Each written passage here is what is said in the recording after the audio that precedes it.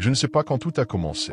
Peut-être ce soir-là, dans la petite salle sans fenêtre, quand la lumière des néons a vacillé, juste avant qu'il prenne la parole. Il a dit d'une voix calme: « Dans le royaume de l'esprit, il existe beaucoup de choses qui parlent. » Je ne comprenais pas encore. Mais quelque chose, dans la lenteur de ses mots, a ouvert une fissure en moi. Il poursuivait: « En ce moment, tu entends ma voix, et moi j'entends la tienne. Même sans microphone, nous pourrions nous comprendre parce que nous sommes proches. Mais peux-tu entendre la voix des esprits ?» Je suis resté silencieux. Ses yeux semblaient sonder un espace invisible entre nous deux. Il n'y avait aucun bruit, sauf le ronronnement de la climatisation et le tic-tac d'une horloge qui semblait battre à contresens du temps. C'est à ce moment que j'ai senti ou cru sentir une autre présence dans la pièce. Comme si l'air lui-même écoutait. Il a murmuré: « Il existe des voix que tu ne peux pas entendre. Et pour avoir du pouvoir dans le royaume spirituel, il faut savoir comment les écouter, comment les utiliser. » Je ne savais pas s'il parlait de religion, de métaphore ou d'un secret plus ancien. Mais ces paroles résonnaient dans ma poitrine comme un écho familier, une mémoire oubliée. Il fit une pause, posa ses mains sur la table. L'un des langages qui parlent dans ce monde invisible, c'est le sang. J'ai senti mon souffle se bloquer. Le mot résonnait, dense, vivant. « Le sang de ton frère Abel crie vengeance, dit-il, mais le sang de Jésus parle de meilleures choses. » Ces mots flottaient, lourds et clairs. Je regardais ses lèvres bouger, et j'avais l'impression que ce n'était plus lui qui parlait, mais une autre voix plus ancienne, plus vaste. Il se redressa lentement, et sa silhouette sembla vaciller comme une flamme. Certains connaissent ce mystère. Dans les lieux obscurs, ils utilisent le sang pour parler. Mais dans le lieu secret, ceux qui connaissent la lumière utilisent la communion. Le sang m'est transformé en symbole. Je ne comprenais qu'à moitié, et pourtant tout mon être vibrait à ce qu'il disait. Un instant, la pièce est emplie d'une chaleur étrange. Les murs paraissaient respirer. Le tic-tac s'était arrêté. Je n'ai pas osé bouger. Plus tard, je lui ai demandé: « Pourquoi parler du sang, du secret? Ce sont des images fortes, mais à quoi bon ?» Il m'a regardé longtemps avant de répondre. « Parce que ce monde ne se limite pas à ce que tu vois. Il y a des lois que seuls ceux qui écoutent le silence peuvent entendre. » Le silence, c'était donc ça, le véritable sujet. Je me suis souvenu d'un vieux verset que j'avais lu sans comprendre. « Je te donnerai les trésors des ténèbres et les richesses cachées dans les lieux secrets. » Il a hoché la tête, comme s'il lisait dans mes pensées. Oui, ces trésors ne sont pas faits d'or ou d'argent. Ils sont faits de conscience, de lucidité, de pouvoir sur soi. Il se leva et marcha lentement vers la fenêtre. Dehors, la nuit semblait immobile. Mais, ajouta-t-il, pour atteindre ces trésors, il faut accepter d'entrer dans les ténèbres. Pas les ténèbres du mal, mais celles de l'inconnu. Ces paroles étaient simples, mais elles m'ont traversé comme un souffle glacé. Je me suis souvenu de ma propre vie, de tous ses plans, ses ambitions, ses échecs, de tout ce que j'avais essayé de contrôler. Et soudain, tout cela paraissait étrangement petit, comme des objets abandonnés dans une pièce sans lumière. Cette nuit-là, je n'ai pas dormi. Les mots, voix, sang, secret tournaient dans ma tête. Je me demandais, si le sang parle, que dit le mien? Que disent mes blessures, mes silences, mes colères muettes? J'ai allumé une bougie. Sa flamme vacillait, et l'ombre de mes mains dansait sur le mur. Une pensée m'a traversé. Et si le secret n'était pas à trouver à l'extérieur, mais à l'intérieur de moi, peut-être que les ténèbres dont il parlait n'étaient pas celles du monde, mais celles que je fuyais depuis toujours. J'ai fermé les yeux, et j'ai entendu quelque chose. Pas un son, pas une voix. Plutôt un frémissement, une vibration dans ma poitrine. Comme si mon propre cœur me parlait une langue que j'avais oubliée. Alors, j'ai compris, ou du moins, j'ai cru comprendre ce qu'il voulait dire quand il parlait de puissance dans le secret. Ce n'est pas un pouvoir à exercer sur les autres, mais une force silencieuse qui s'éveille quand on ose regarder en soi sans détourner le regard. Le lendemain, je suis retourné dans la salle. Elle était vide. La table, les chaises, même le micro avait disparu. Seul le tic-tac de l'horloge résonnait encore. Je me suis assis, lentement. J'ai parlé à voix basse. « Je t'entends maintenant. » Et, dans ce silence suspendu, j'ai cru sentir une réponse. Pas pas avec mes oreilles, mais avec tout mon être. Une présence tranquille, comme si l'air lui-même respirait à travers moi. Peut-être que c'était ça, les richesses cachées, la paix qu'on trouve quand on cesse de chercher. Peut-être que les ténèbres n'étaient pas l'absence de lumière, mais l'endroit où la lumière apprend à naître. Je ne sais pas, je ne saurai peut-être jamais.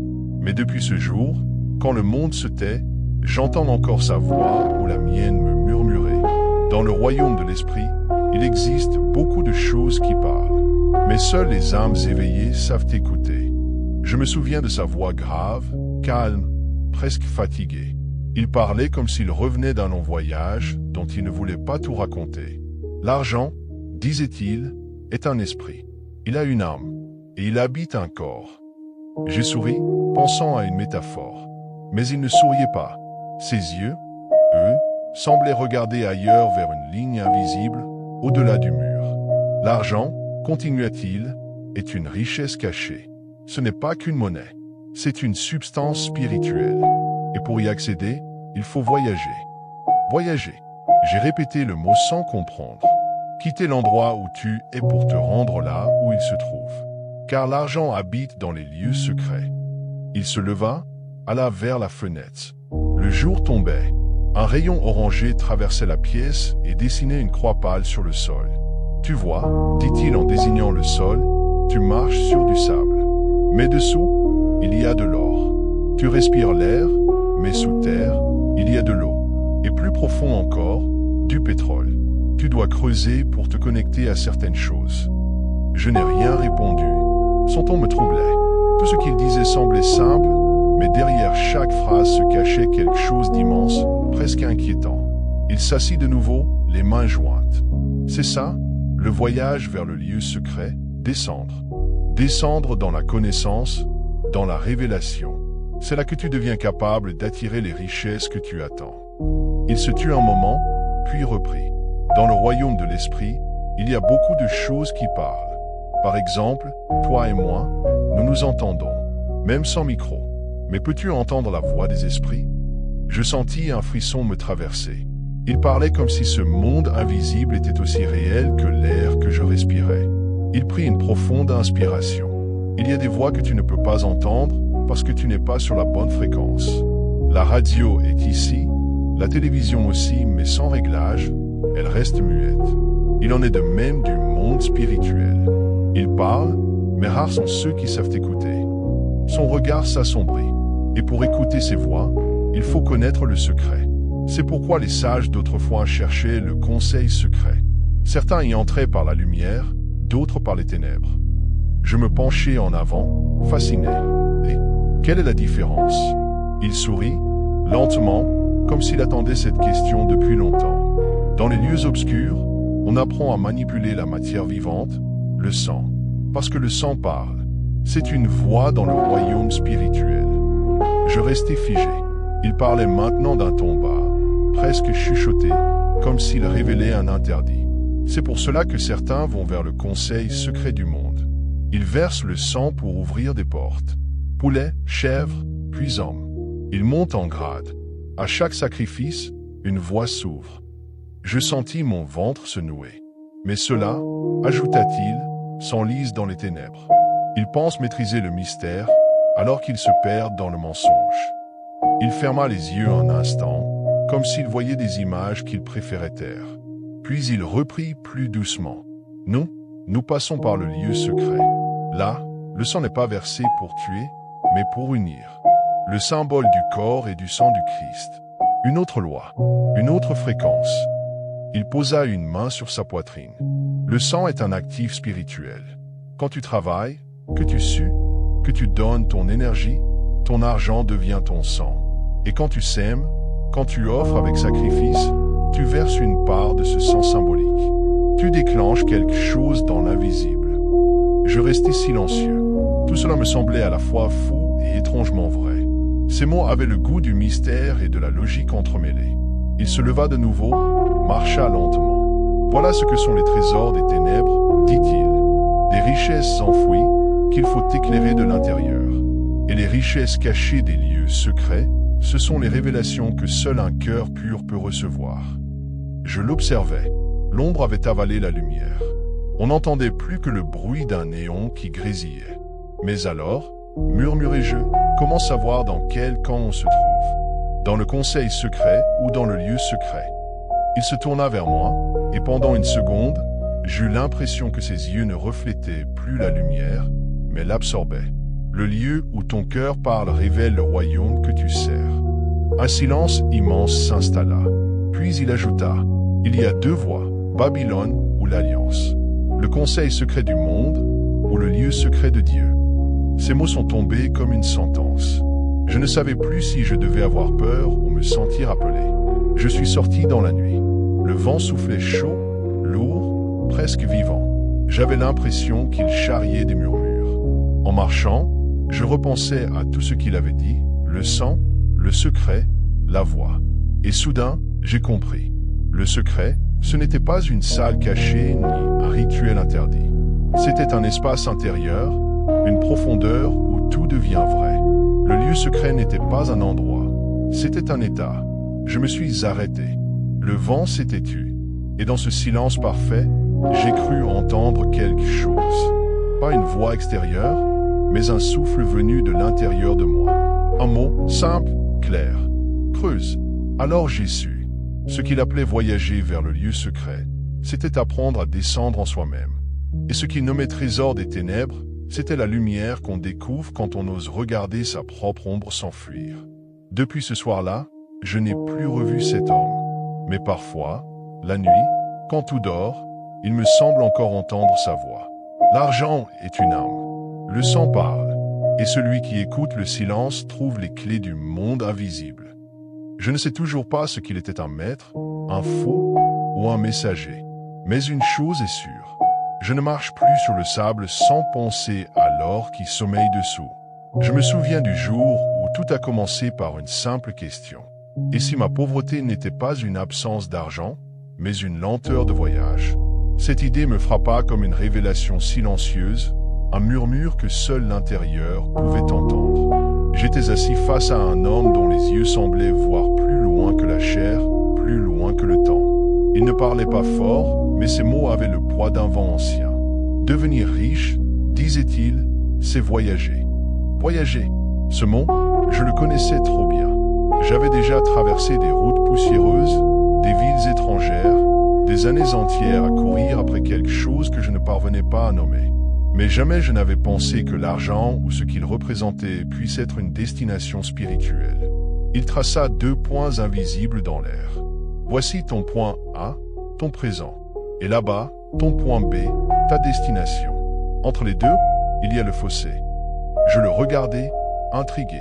Le fossé de la richesse, ajouta-t-il. Un silence tomba, lourd et doux à la fois. Je compris qu'il ne parlait pas seulement de finances, mais d'un écart intérieur entre celui que j'étais et celui que je pouvais devenir. Pendant des jours, cette phrase me hanta. Je voyais ce fossé partout, entre mes rêves et mes actes, entre ce que je croyais mériter et ce que j'acceptais. J'étais comme un marcheur égaré entre deux mondes. Et puis, une autre idée fit son chemin. Pour traverser, il faut un véhicule. Un soir, dans ma chambre faiblement éclairée, je sortis une carte froissée de mes pensées. Lagos et Abuja, 2 points, 2 symboles. Si je devais faire ce voyage, combien de temps cela prendrait? J'imaginais la route, la chaleur, la poussière, la fatigue. 12 heures en voiture, 1 heure en avion ou 154 heures à pied. Je me vis marcher, encore et encore, les pieds saignants, la tête vide, répétant sans cesse « Je vais y arriver, je vais y arriver ». Et soudain, la vérité se fit simple. Certains avancent à pied dans leur vie financière. J'étais de ceux-là. Je repensais à toutes ces années où j'avais travaillé sans comprendre. Mon salaire tombait chaque mois comme une pluie rare, vite évaporée. J'avais cru que la fidélité au travail suffisait, que la patience était la clé du trésor. Mais non, le salaire, c'est marcher à pied vers la richesse. L'investissement, c'est monter dans un véhicule plus rapide. Et la sagesse, la véritable compréhension du jeu, c'est voler.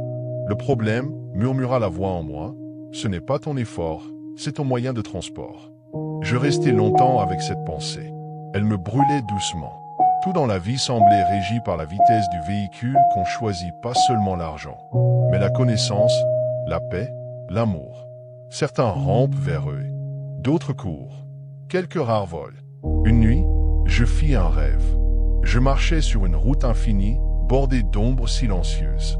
Chacune portait un sac rempli de pièces d'or, mais leurs jambes étaient lourdes, prisonnières du sol.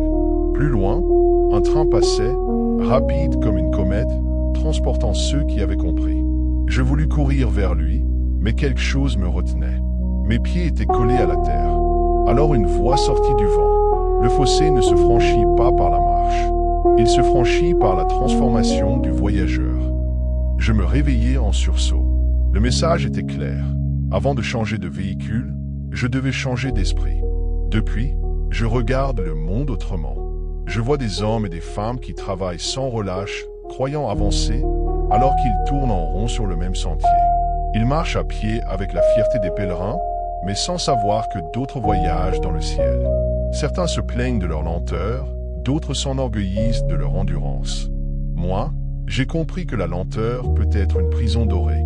Le véritable progrès n'est pas dans le nombre de pas, mais dans la capacité à changer de mode de déplacement. Un jour, j'ai croisé à nouveau cet homme au regard lointain. Il me dit simplement « Tu marches encore ?» Je souris, embarrassé. J'essaie d'apprendre à voler. Il hocha la tête. « Alors souviens-toi, pour voler, il faut d'abord mourir à la gravité. » Cette phrase me transperça. Mourir à la gravité. Cela voulait dire abandonner mes certitudes, mes habitudes, ma peur du manque. Cesser de croire que la richesse est une montagne à gravir. Elle est une altitude intérieure à atteindre. Depuis ce jour, je n'ai plus regardé l'argent comme une fin, mais comme un mouvement. Chaque pièce gagnée est une aile. Chaque erreur, une rafale qui enseigne à mieux se diriger. Aujourd'hui encore, je ne suis pas arrivé. Peut-être que le voyage ne se termine jamais vraiment. Mais je sens que le véhicule a changé. Je ne marche plus. Je glisse, je flotte, parfois je plane entre ce que je veux et ce que je deviens. Et quand je croise ceux qui marchent encore, je ne les juge pas. Je sais combien la route est longue, combien la poussière colle à la peau. Je leur dis simplement, choisis ton véhicule avec soin, car même le plus petit oiseau va plus loin qu'un géant sans ailes. Puis je reprends ma route vers ce lieu invisible qu'on appelle richesse. Non plus un territoire fait d'or ou de comptes en banque, mais un espace intérieur, où chaque pas mène dans le vide devient lumière. Les véhicules invisibles. Je ne sais plus exactement quand j'ai commencé à comprendre que l'argent n'était qu'un langage. Mais je me souviens du moment précis où j'ai cessé de le craindre. C'était un après-midi lourd, presque figé. La lumière entrait par la fenêtre en biais, comme une vérité qu'on n'ose pas affronter. Devant moi, l'homme que j'écoutais depuis des mois posa calmement sa tasse et me dit « Ce dont nous parlions tout à l'heure, c'est du salaire. Mais le salaire seul ne mène nulle part. » Je notai ces mots dans ma tête, comme une phrase interdite. Puis il ajouta, d'une voix lente, « Il existe 3 véhicules de richesse. Et un 4e, pour ceux qui ont compris que les idées aussi ont un corps. » Je levai les yeux. Ces mots n'étaient pas des conseils financiers, c'étaient des paraboles. Et, dans un sens étrange, il parlait moins d'argent que de destinée. Le premier véhicule, dit-il, c'est l'entrepreneuriat. Créer, diriger, risquer. Il décrivait cela comme un bateau qu'on construit soi-même, planche après planche, dans une mer imprévisible. Ceux qui y montent savent que le vent ne vient jamais 2 fois de la même direction. Mais au moins, ils décident du cap. Je me revis alors, derrière un bureau gris, tapant des rapports dont je ne comprenais plus le sens. J'étais ce voyageur immobile, condamné à une mer sans vent. Le deuxième, poursuivit-il, c'est l'immobilier. Il appela cela le royaume du tangible. Ce n'était pas seulement des briques et des murs, mais la preuve que le monde physique pouvait devenir un allié. Une maison, disait-il, n'est pas un toit, mais une graine de permanence. Chaque terrain acheté, chaque pierre posée, c'est une conversation silencieuse avec le futur. Je notais encore, construire, c'est parler au temps. Le troisième, enfin, c'était les marchés financiers. Il parlait de ce monde comme d'une mer invisible, pleine de courants que seuls les initiés savaient lire. Les obligations, les actions, les fonds, tout cela ressemblait à des vagues. et certains savaient les surfer, d'autres s'y noyaient. Je compris alors que l'argent, dans ce monde, n'était pas solide. Il respirait, montait, descendait. Et moi, je n'avais jamais appris à respirer avec lui. Puis il sourit. Et le quatrième véhicule, c'est la propriété intellectuelle. Les idées, les mots, les inventions. C'est ton esprit devenu matière. Cette phrase me transperça. Mon esprit, de la matière, j'eus un frisson, comme si je découvrais que mes pensées avaient un poids, une gravité propre, capable d'attirer la richesse. Le problème, poursuivit-il, c'est que la plupart des gens refusent de changer de véhicule. Ils continuent de marcher à pied. Je sus immédiatement qu'il parlait de moi. Pendant des années, j'avais cru que le salaire suffisait. Je travaillais dur, comme un pèlerin persuadé que la sainteté viendrait à force de fatigue. Mais la vérité, c'est que je marchais lentement, épuisé, sans savoir que d'autres volaient. Je compris soudain pourquoi tant de gens, au soir de leur vie, reçoivent leur première grande somme et ne savent pas quoi en faire. Ils ont marché pendant 35 ans pour atteindre une destination qu'ils ne savent pas habiter. Le vieil homme soupira. Ces gens ont travaillé pour gagner, pas pour apprendre. Il me fixa, comme pour s'assurer que je retenais la leçon. Tu ne travailles pas pour gagner. Tu travailles pour apprendre. Parce que ta capacité d'apprentissage détermine ta capacité à gagner. Je ressentis cette phrase comme un coup de tonnerre intérieur. Apprendre et non accumuler. L'argent n'était plus une récompense, c'était une conséquence. Mais il y avait pire que l'ignorance, l'illusion. Ces derniers temps, dit-il, le monde entier s'est laissé ensorceler par une promesse sans visage, la crypto. Il en parlait avec la tristesse d'un prophète fatigué. Des milliers de gens, disait-il, croient miner des pièces d'or, alors qu'ils ne font que creuser des mirages. Je voyais les images dans ma tête, des visages illuminés par l'écran de leur téléphone, tapotant frénétiquement sur des applications aux couleurs vives. Tap, tap, tap, disait-il, imitant le bruit des doigts sur l'écran. Des gens qui ne comprennent pas ce qu'ils creusent, mais qui espèrent trouver le trésor. Je le regardais, songeur. Mais la crypto-monnaie elle-même demanda ma voix, hésitante. Il hocha la tête. Oh, la crypto est réelle. L'évolution de la monnaie est légitime. Mais ce que les foules appellent crypto n'est souvent qu'un piège. Un mirage pour ceux qui ne veulent pas apprendre. Encore ce mot, apprendre. C'était comme si chaque mot de cet homme se résumait à une seule prière. Ne te laisse pas tromper par la vitesse. Cette nuit-là, je rêvais encore de route. Un désert immense. Des silhouettes marchaient sous un soleil brûlant, leurs mains serrées sur des sacs de sable qu'elles croyaient remplis d'or. Plus loin, des véhicules passaient, rapides et silencieux. Certains volaient même, portés par des ailes de lumière. Mais les marcheurs ne levaient pas les yeux. Alors une voix, lointaine et douce, me dit « Le monde est un grand carrefour. Ce que tu choisis comme véhicule décide du temps qu'il te reste à vivre. » Je me réveillai en sueur, le cœur battant. Et je compris enfin. Aujourd'hui, quand je regarde autour de moi, je vois des routes invisibles partout. Certains bâtissent, d'autres inventent, d'autres encore spéculent. Mais beaucoup marchent toujours, fidèles à leurs pas, prisonniers d'un sentier hérité de leur père. Ils ne savent pas que la richesse n'est pas un lieu, mais un rythme, une fréquence intérieure. Moi aussi, j'ai marché longtemps. Mais à présent, je tends mes ailes mentales vers un autre mode de déplacement. Je ne cherche plus à courir. Je cherche à comprendre. Parce que j'ai appris qu'on n'avance pas plus vite en courant. On avance plus vite en s'éclairant. Et dans cette clarté nouvelle, j'entends encore la voix du vieil homme. Fais confiance, mais vérifie. Investis, mais instruis-toi. Avance, mais choisis ton véhicule. Alors je ferme les yeux. Et je me vois à nouveau sur la route, mais cette fois, le vent me porte. Je me souviens de ses yeux. Calmes, opaques, comme s'ils avaient déjà vu la fin du monde, et qu'ils en étaient revenus, les poches pleines de sagesse et de poussière. Nous étions assis dans la lumière fatiguée d'un après-midi d'harmattan. L'air sentait le sable et le papier brûlé. Devant lui, un carnet ouvert, ses doigts traçant distraitement des cercles invisibles sur la table. Derrière lui, une ombre immense, celle d'un bâtiment en construction, ou peut-être d'un rêve qui refusait de mourir. « Je ne fais pas de crypto », dit-il soudain. Sa voix coula comme une pierre dans l'eau. « Je ne fais pas de forex, ni aucun autre type d'investissement en dehors de l'immobilier. Tout ce qui sort de ces domaines ne m'intéresse pas. Je le regardais sans répondre. Depuis le matin, il parlait de véhicules financiers comme d'êtres vivants, chacun avec son souffle, sa vitesse, son destin. Moi, j'étais encore à pied, perdu quelque part entre l'espoir et la peur de manquer le train. Il posa son stylo et me fixa. « Si jamais tu vois mon nom associé à une offre de crypto ou de forex, c'est une arnaque. » Je souris, pas parce que c'était drôle, mais parce que je sentis soudain le froid derrière ces mots.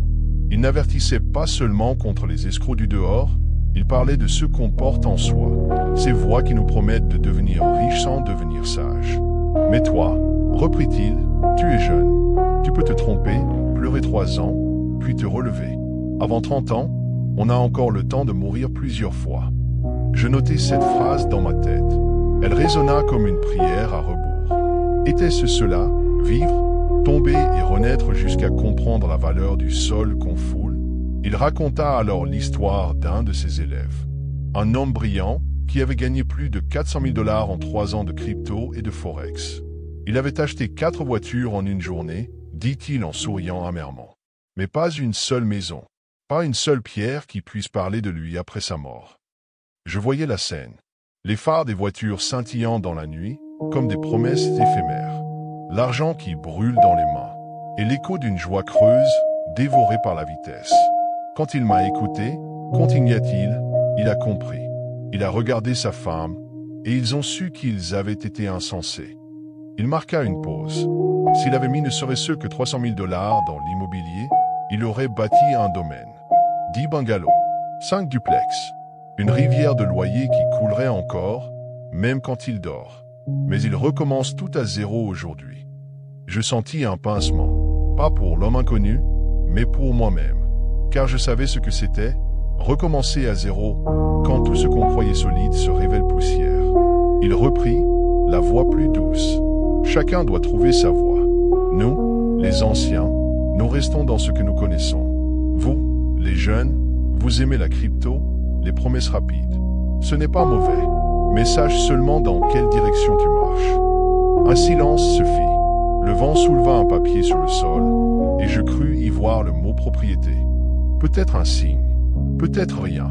Puis il changea de ton, comme s'il parlait désormais à un auditoire invisible.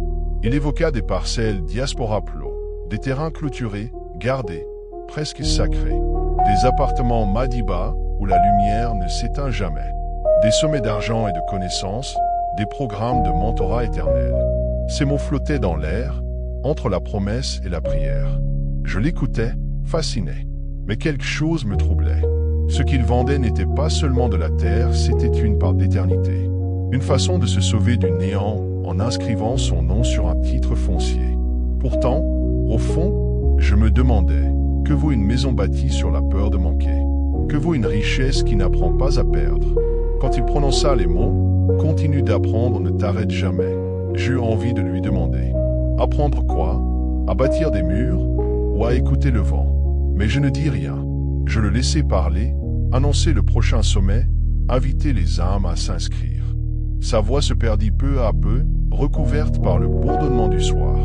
Je sortis du bâtiment. Le soleil se couchait derrière les immeubles à moitié finis, jetant sur eux une lumière dorée et funèbre. Tout paraissait suspendu entre la construction et la ruine. Sur le chemin du retour, j'essayais de me souvenir de ces paroles exactes. Si tu perds de l'argent maintenant, tu peux encore te relever. Mais ce soir-là, je compris autre chose. L'argent n'était peut-être qu'un langage, un dialecte de l'âme pour parler du mouvement, du choix, de la peur. Certains baptisent des domaines de pierre, d'autres des domaines invisibles, faits de pensées, de risques, de regrets assumés. Et moi, je ne savais plus dans quel véhicule j'étais monté. Peut-être marchais-je encore, lentement, dans la poussière, mais vers une autre forme de richesse. Celle qui ne s'achète pas, celle qu'on gagne en traversant le désert, sans rien emporter, sinon le souvenir d'un homme qui disait « Chacun doit trouver sa propre voie ». Alors j'ai continué de marcher, et dans le vent, il m'a semblé entendre le bruit d'une clé tournant dans une serrure lointaine, comme si, quelque part, une porte venait de s'ouvrir.